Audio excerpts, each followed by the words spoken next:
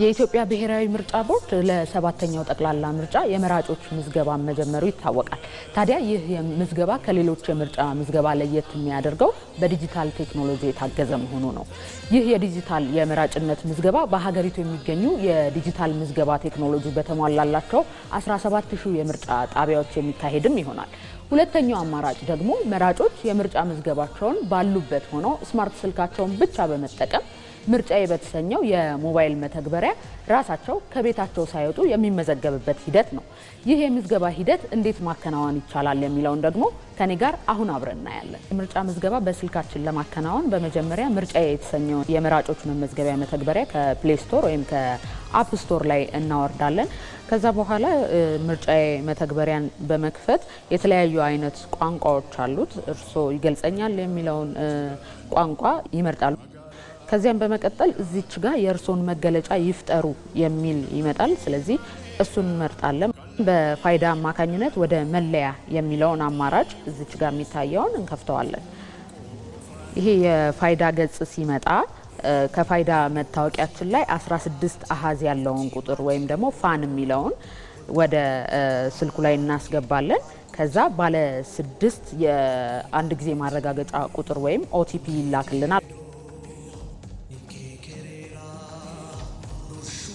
ስለዚህ የተላከልንን ቁጥር በማስገባት ኦቲፒውን በማስገባት እናረጋግጥለታለን። ከዚያም በኋላ እንግዲህ የግል መረጃዎቻችንን እዚህ ላይ እናስገባለን ማለት ነው። የተለያዩ መረጃዎችን ይጠይቀናል። እኛን የሚገልጸንን እናስገባለታለን። ሙሉ መረጃችንን እዚህ ላይ እንሞላለን ማለት ነው። ስናስገባለት እንዲህ የግል መረጃችንን የፋይዳ ላይ ያለውን የግል መረጃችንን ያመጣልናል። ስለዚህ ይቀጥሉ የሚለውን እንጫነዋለን ማለት ነው።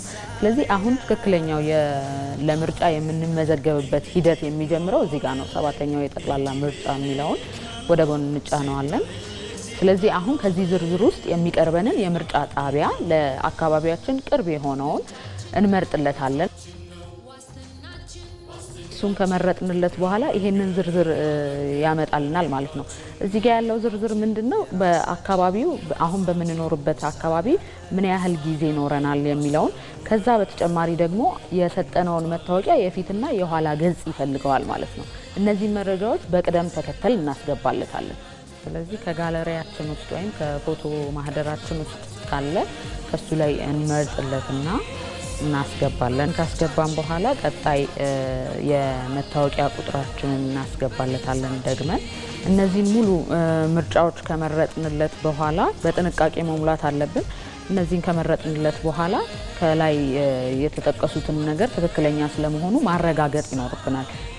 የእሱ መረጃ እዚህ ላይ ያለ፣ እሱን እናረጋግጥለታለን። ይህን ካረጋገጥን በኋላ ያረጋግጡ የሚለውን ነው የምንሞላው። በመጨረሻም እንግዲህ የመጨረሻውን ፕሮሰስ ስናረጋግጥለት ያረጋግጡ የሚለውን ከነካን በኋላ እንደዚህ አድርጎ ለአንድ ጊዜ ብቻ የሚያገለግለውንና በምርጫ ቀን ወደ ምርጫ ጣቢያ ይዘን የምንሄደውን መታወቂያ ይሰጠናል ማለት ነው። ይህን መታወቂያ ከ48 ሰዓት በኋላ ፕሪንት አድርገን በእጃችን ይዘን የምርጫ ቀን ወደ ምርጫ መሄድ ብቻ ነው የሚጠበቅብን። ምርጫ ምዝገባ ሂደቱ እንግዲህ እንዳየነው ሰዓትን ከመቆጠቡና ሁላችንም ባለንበት ሆነን ምዝገባ እንድናደርግ ከማስቻሉን ባሻገር የምርጫ ምዝገባ ሂደቱን እጅግ አቅልሎታል። ይህም እንግዲህ ኢትዮጵያ ወደ ዲጂታሉ ዓለም እያደረገች ያለችውን ጉዞ አንዱ ማሳያ ነው ማለት ይቻላል።